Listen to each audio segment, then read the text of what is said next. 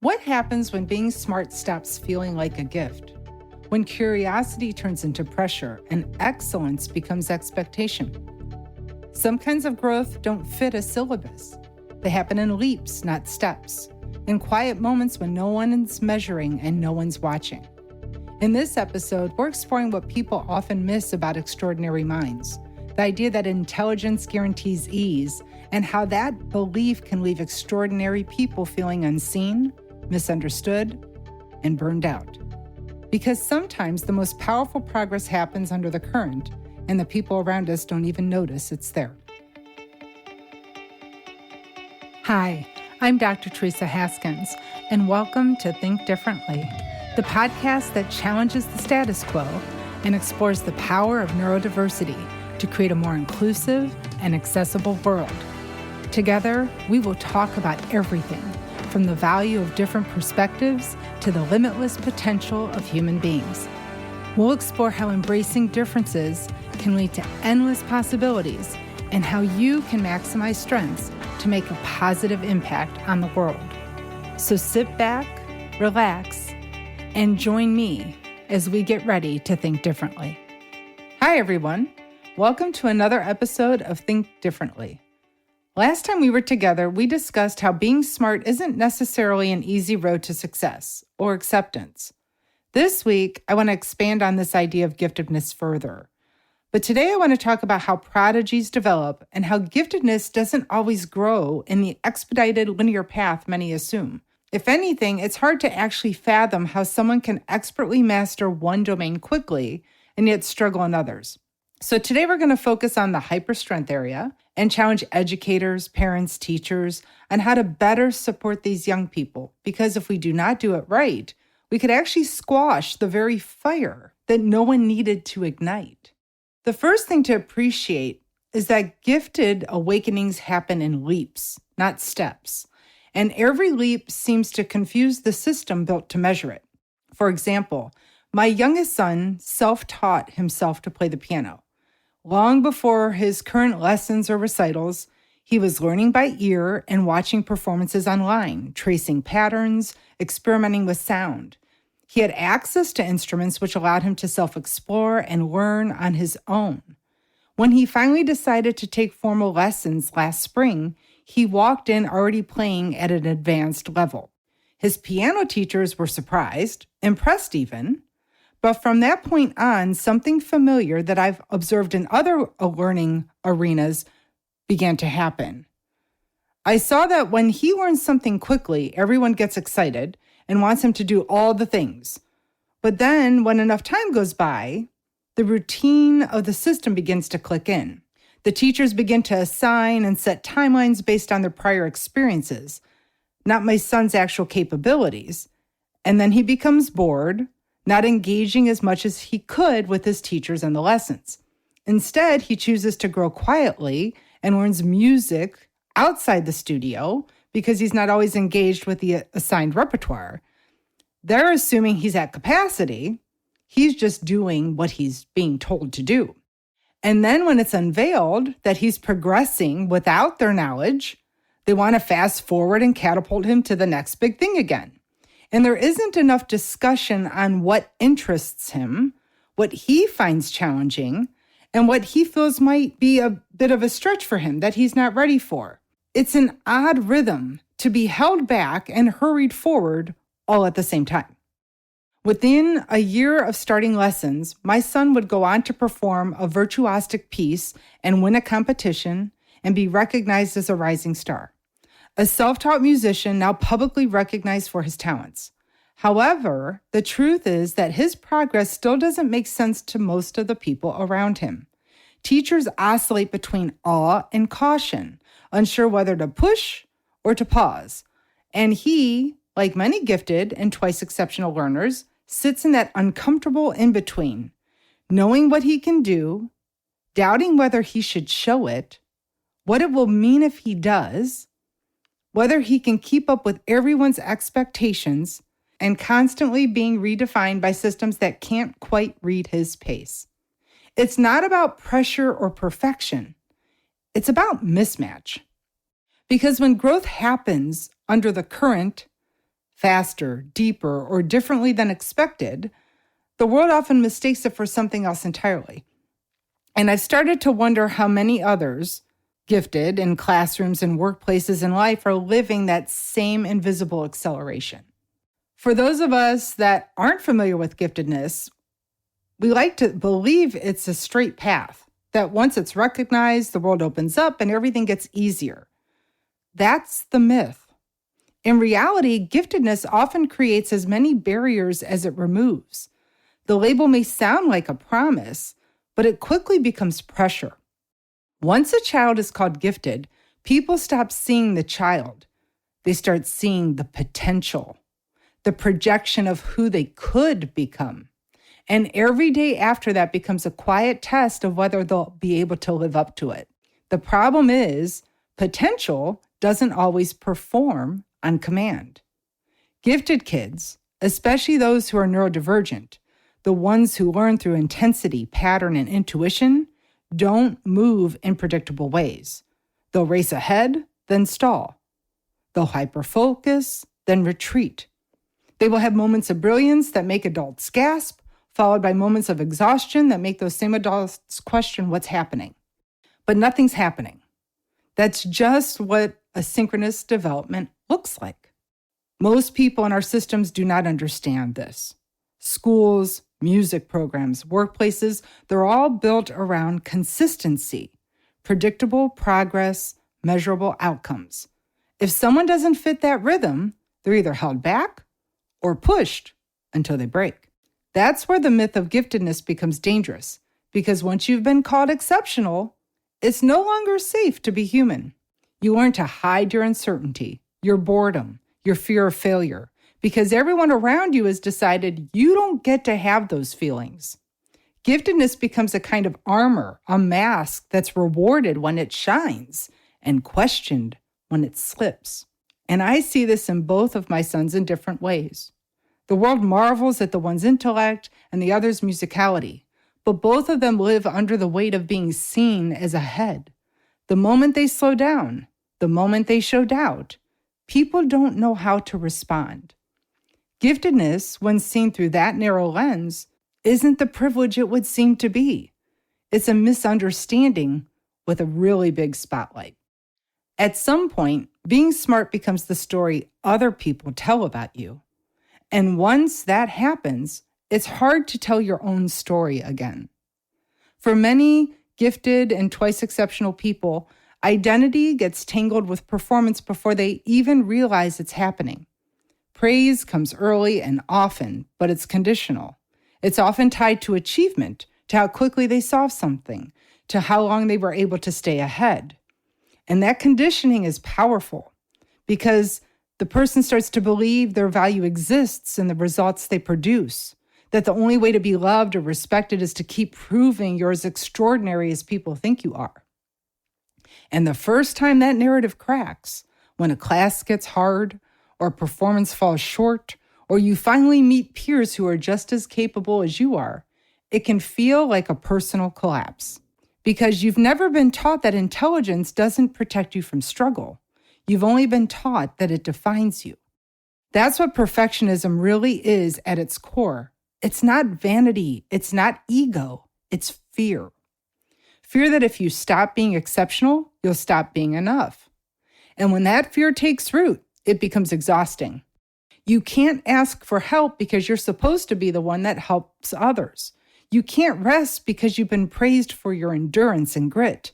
You can't fail because failure doesn't fit the story. So you mask. So you manage. You perform competence even when you're unraveling inside. And the irony is, the world sees confidence where there's often just really survival. I think about how often adults carry that forward. How many leaders, engineers, analysts, artists, once gifted children now live quietly in that same pattern. Over-functioning, over-preparing, overthinking. Trying to meet an invisible standard that no one ever meant to set, but that somehow still defines everything they do. We never taught them how to be brilliant and human. And maybe that's the next evolution of this conversation. not just seeing giftedness, but supporting the people behind it. When you get the right kind of support, when someone sees the whole person and not just a high performer, these individuals grow into adults who know how to learn, how to fail safely, how to rest, and how to stay curious without collapsing under expectation. But the reality, the one we don't want to talk about, is what happens when there is a lack of understanding to support. Without it, giftedness can quietly turn into pressure. Without belonging, brilliance can turn into burnout. Many gifted students end up walking away from the very fields people assume they thrive in. They quit academics, they quit music, they drop out of advanced programs, they retreat from competitions, from leadership, from visibility. Not because they lack talent, but because the constant weight of being the talented one became unbearable. And research backs this up. Studies from the National Association for Gifted Children and work by Dr. Gail Post and Dr. Linda Silverman show that gifted individuals, especially those who are twice exceptional, experience significantly higher rates of anxiety, perfectionism, and depression than their neurotypical peers. Many also show what's called gifted underachievement, where measured ability far exceeds visible output. One longitudinal study found that by adolescence, as many as 40% of identified gifted students underperform academically compared to their earlier trajectories.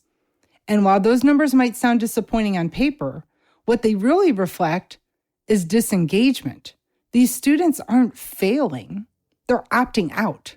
They're tired of being measured by systems and by people who don't see them for who they are.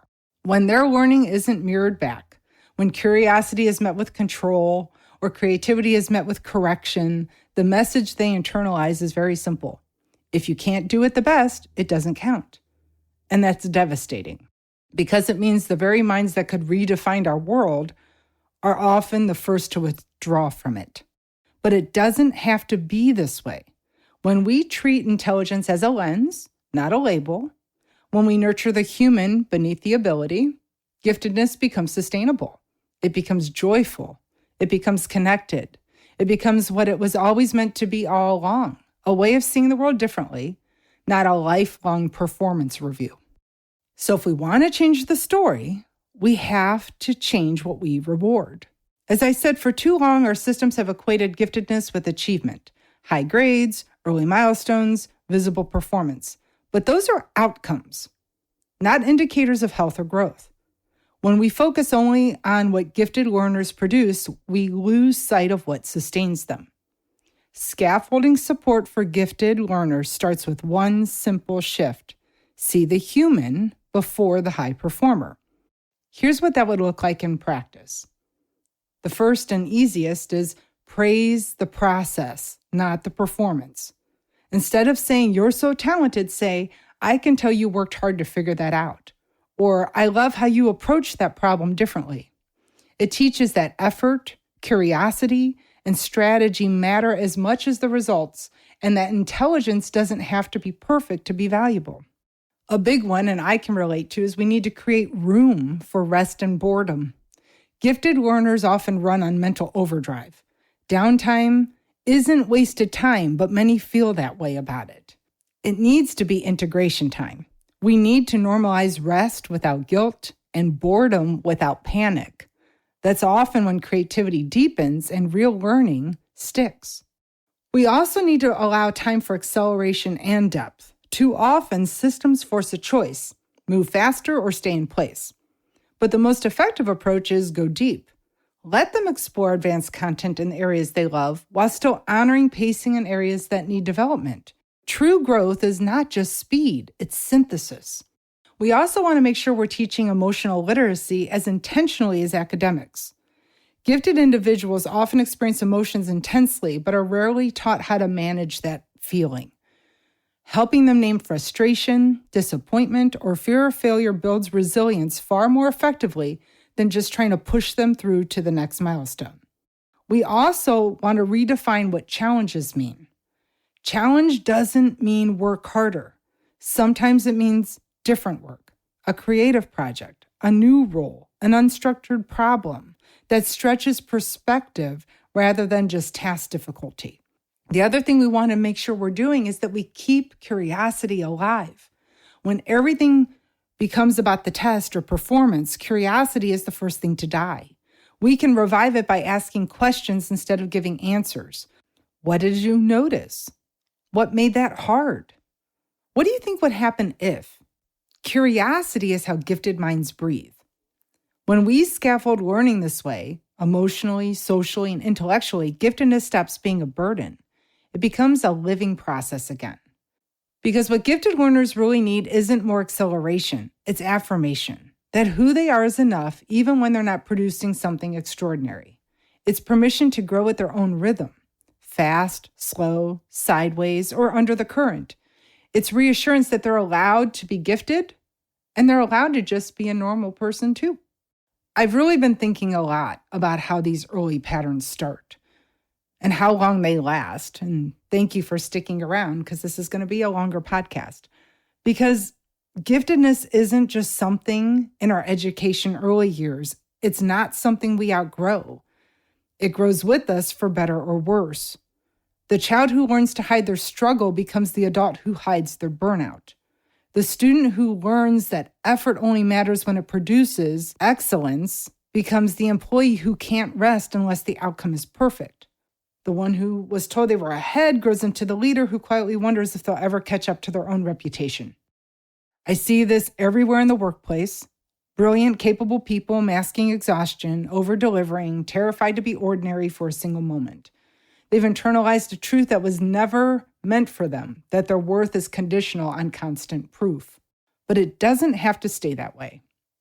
If we can start seeing giftedness and neurodivergence more broadly as a diversity and development rather than a hierarchy of ability, we can finally build systems that work for real people, not idealized ones. That means designing classrooms and workplaces that reward thinking differently, not just performing predictably. It means valuing curiosity as much as competence. It means understanding that brilliance isn't linear and that growth doesn't always show up on the chart. In leadership, it means creating psychological safety for nonlinear minds, the ones who ask unusual questions, who go quiet before a breakthrough, who learn best when you stop managing them and start listening. It means mentoring for sustainability, not spectacle. When we shift from performance metrics to human metrics, curiosity, belonging, self-trust, recovery, learning, we stop mistaking invisibility for absence. We start to see the learning, the innovation, the healing happening underneath the current. Because that's the truth I keep circling back to. Giftedness isn't the story of being better. It's the story of being different and trying to survive in a world that doesn't quite know how to hold that difference yet. If we can learn to hold it, though, to see it, name it, nurture it, maybe the next generation of gifted and neurodistinct thinkers won't have to spend their lives proving they belong. They'll just get to be. Thank you for listening to this episode of Think Differently. I hope you found our discussion today insightful and thought-provoking. I want to thank AudioWorks Studios for their exceptional production and recording support. Without their expertise and dedication, this podcast would not be possible. If you enjoyed this episode, we encourage you to share it with others. Your support helps us to reach new audiences and promote neurodiversity in our world. Also, be sure to subscribe to this podcast on iHeartRadio, Spotify, Apple Podcasts, or your favorite platform so that you can stay up to date on the latest episodes. We look forward to seeing you again soon on Think Differently.